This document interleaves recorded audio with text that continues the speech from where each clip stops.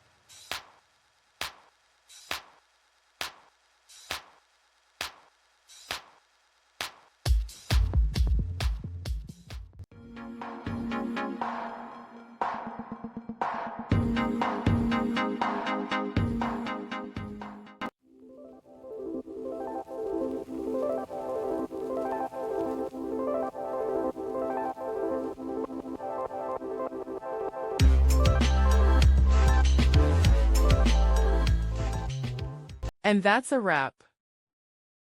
I hope you found the answer you were looking for. If you did, take a second to hit that subscribe button. It really helps out. And let me know in the comments which solution worked best for you. See you next time in the debug zone.